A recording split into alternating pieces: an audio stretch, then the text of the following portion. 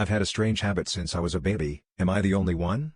So, from babyhood to now, 30 years old, I have this habit or even addiction. I rock back and forth to feel better. I developed this over time, and it helps me feel better when I'm sad, or to channel my emotions, regulate my feelings, reset my emotions, or help me focus my thoughts. When the urge hits me, I sit in a comfortable chair with a good soft back support, put on music in my ears, close my eyes, and start rocking. Sometimes it can last for a few minutes or several hours. I close my eyes and lose myself in another world, in my thoughts, and depending on my mood at the moment, I do it until I feel better. Sometimes it's so intense that I rock vigorously, almost like I exercise my abs, lol. Am I the only one who does this? I've never talked to anyone about it except my parents and siblings, but I'm ashamed because I feel like it's not something normal.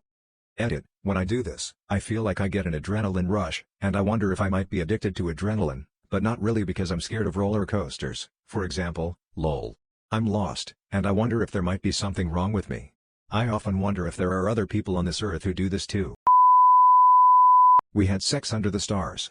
Back when I was probably 20 or so, I met a guy and we started going out. It was very lighthearted and we never put labels on it. We hadn't had sex in an actual bed because we were dumb lol and usually did it spur of the moment. One night we were driving past an empty soccer field. He pulled the car over and produced a blanket. We snuck out and laid on the grass near one of the goal nets. It was a clear night, no clouds, and it felt like we could see a billion stars. We made love with the night absolutely gleaming with a huge moon. That is probably the most romantic and exciting sex I've ever had. I think it's fine to teach children that gay people exist. I was a child when I realized I'm bisexual. I was only 11 years old and in grade 5. I wasn't taught about this term at school, but I believe I should have been. Teaching kids earlier in life would likely increase the acceptance of people who have different sexualities and lessen the bullying of gay kids. Watching straight people on TV since we were children didn't make us straight, so you can't really make someone be straight or gay. I knew about gay people when I was 6 years old because my lesbian cousin got married to her then wife. People against teaching about gay people also fail to realize how many people have gay family members or friends. Some people even have LGBTQ parents. Being gay isn't some super taboo and sexual subject. I was 11 years old when I realized I'm into boys and girls. I wasn't even capable of being horny at that age, but I had romantic attractions. For context, I started going through puberty in grade 2, so yes, I was capable of being attracted to people as an 11-year-old in grade 5. I think I seduced my Christian boyfriend and I'd if that's a bad thing. Going into this relationship, he knew about my childhood trauma-induced hypersexuality. He used to tell me how he'd never have sex with me until marriage, despite us doing things to please each other sexually. I'd if I manipulated him or something, but we're very open with each other about what we're thinking and whatnot. We both have a very direct way of communicating due to our autism. I was blunt about my NSFW thoughts and I think that got to him. I'd if it counts as manipulation or not. Before we ever did have sex, he used to justify us pleasing each other by saying it's technically not against the Bible's rules. I don't really know how true that is because I'm not well versed on the Bible myself. What happened is I met up with him again one day and we touched each other and did sexual things as usual. Then he told me that he had a surprise for me.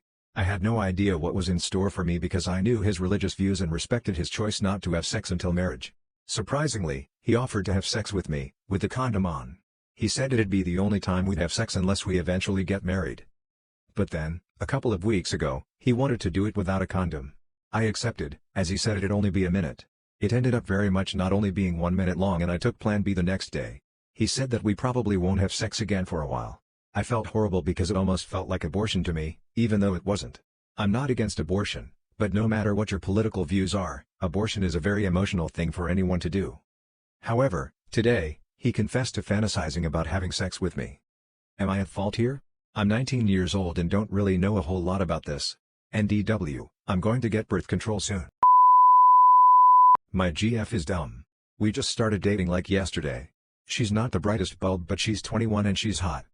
She thinks the earth is flat and she thinks Europe is a country. When I asked her if she could name 3 countries outside of the US, Mexico, and Canada, she said that's easy. Then she answered saying Europe, Dubai, and Paris. This is her only red flag. That she's a bimbo, but other than that she's pretty great.